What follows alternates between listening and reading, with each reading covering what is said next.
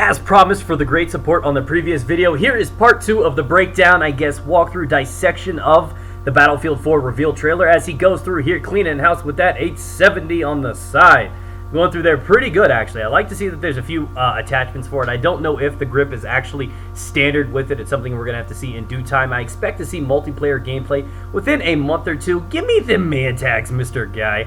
Nom nom nom. I'm glad to see the animation for the knifing is still the same. Something you guys can expect out of the game. Now, that's one thing that I need to, I guess, put some attention to.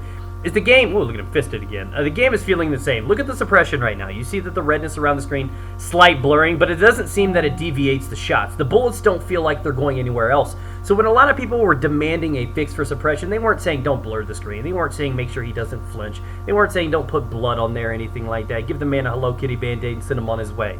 What they were saying is when you used to shoot people with suppression in Battlefield 3, when you were looking at a guy, you were suppressed, everything turned into a matter of luck, a matter of chance, because the bullets would deviate from their original path. You shoot at a guy, and you're not really hitting him because you were suppressed. Now that looks to be no longer the case. That could be something that's only an aspect of campaign. If I do recall, a subscriber told me that in the campaign, which I never did play, just to be fair, I never played the BF4 campaign, but they said there was no suppression in that, but the multiplayer has a shit ton of it, which makes me think a little bit about that may be the case with this, but at the same time, I mean, suppression got progressively worse as they patched more and more things in Battlefield, so that's always going to be something you got to pay attention to. I do think that there's going to be a very good chance that we're not going to be dealing with any kind of situations that we had with that, and I hope in due time that this weapon that I currently have in my hand is not going to be a threat, definitely with that kind of ammo capacity in actual multiplayer. So that's, again, something that we're just going to have to do, food for thought, something you got to think about what you're looking forward to and be excited for. Now, what you're going to be seeing here, there's going to be a moment where I need to freeze and pause here shortly,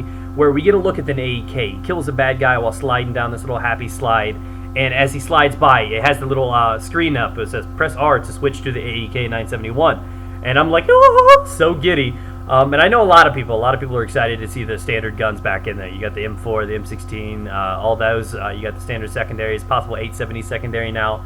So things are changing, and I'm kind of encouraging people to, I guess, dive in and check out some of the news that you guys can see. Check out the other commentators that are able to post this up and see what they say. Obviously, visually, a lot of the guns look similar to what we've seen so far. Now, the maps, the feeling of the game itself from watching this feels like a Battlefield. It feels like Battlefield 3, but it feels like it's been amped up. It's on roids, you know what I mean? It's got this extra approach, this extra visual enhancement, you know what I mean? It looks so much better, and he barely survives. That right there was what a lot of people were saying the suppression was, but it cut to a cutscene. I don't think that really counts. Walk it off, bro. And this is one of those great cinematics. It just tears through. It's like something right out of a Michael Bay thing, and he just bolts through, runs around, does all this stuff, and that's something that I'm excited about with the single player. Many games do not have this. It's generally a straight shot. You follow the line, follow the guy, they take you to the end, you shoot some guys, so on and so forth. There's not much destruction. There's no hopping to and fro. There's none of that stuff, but they're actually initiating that into the aspect of multiplayer, bringing that kind of, I guess, aggressiveness, that difference, that the open, you know, aspect of the maps to this. Now they're bringing that extra flash bang and encouragement to the single player to give a unique experience for that, and that's something that I'm very, very excited for. Run for it! Run! He's gonna make it out! You gotta love this shit, dude. They really do put in a lot of action in this one right here. This was so close. I really thought I was about to be over-circumcised right here. He's like scooting back like, nah, don't take my manhood. with the panic, but he gets away with it just right over top. And he just comes through. This is the moment right here, and of course something else has to fall. It's just, you gotta have the special effects. And I'm gonna take a moment right here to pause it right about now. And as you can see right now on your screen in the bottom left corner, it says, hold on to pick up the AEK 971 right next to that dead corpse. It's about to be like killed by an entire building. But again, destruction onward. Let's go with it. Keep going. So now we're back to our sliding, and I feel so comfortable doing so, but it just seems like there's so many narrow escapes, so many close moments.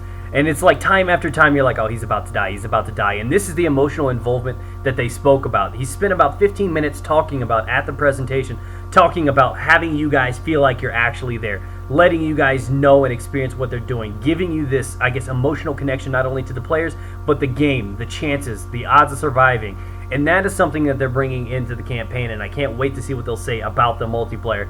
Now, I woke up out of my drunk coma, and this guy helps me out here. They go through a little bit of dialogue, and I am also kind of, I guess, satisfied knowing that the cutscenes aren't too long. Some games, I guess, prolong it. They go on for like 5 or 10 minutes, and you just have, I guess, batches of them, bits and pieces, a couple seconds here and there, and they go on without their day. And that's just to fill the story together, to give you guys this kind of feel to it. And I do encourage that. That's something I like to see. And this guy, he's trapped under a building, and you got one of these Walking Dead moments, you know what I mean? You're like, do we cut it off or do we leave him? And I like that. I mean, again, like I said, they're trying to focus on the emotional development of this game. And this guy conveniently just came out of nowhere to bring us an SUV. I think they could have tied that better. This guy sees a building fall apart, and he's like, let me drive over here. You know, what are you going to find? Are you going to go near an explosive building or something? There's a helicopter that just killed everybody. We're going to just drive right on up in there? I don't know. But DICE, go with it. So now you're basically like forced to decide that you need to cut off Mark Wahlberg's leg right here. And it's just really, really something cool that you get involved. And it's something that you've seen from other games now. A lot of popular games are leaning towards that emotional aspect of games. Something that's, I guess they're trying to bring it in to, I guess, this new light where you need to be more involved with the characters. And I don't understand that. I would figure that as games progressed and as multiplayer went on, they would focus more on that. And it kind of surprises me that they're putting so much of their attention and resources on the single player. But again, I mean, if that's something they want to do, go for it. Hopefully this game will be long enough and it's not going to be just one of those 6-hour campaigns. Hopefully you can put 12, 20 hours into this and make it totally worth it, something to be excited about. Now we also have the reliable ability to slow walk, canvas around the vehicle, and get right on over here and slow walk. It's not like he's bleeding out, dude. It's not like he's only got one leg or anything. So hop along in here, and you just hop in this too. And these guys are living it good, man. We're in the desert, but he's got like GPS nav and everything like that, and of course the music hops back on. But you know, YOLO, whatever. And it cuts into a new scene. So now it's about to cut down from what you initially saw in the first part of the video. And we get back into it now. He's trying to evade. He's trying to get to where he needs to do to deliver the intel. And that's something that I guess took me off guard because at this point I felt that there was not a super connection to the characters. You don't know what's going on, but you just know what your mission is. You know you got to go do this because things are on the line. You just lost a man. Things are going crazy. Helicopters are shooting at you. You got to do some classy Van Damme shit, and you got to just take care of stuff.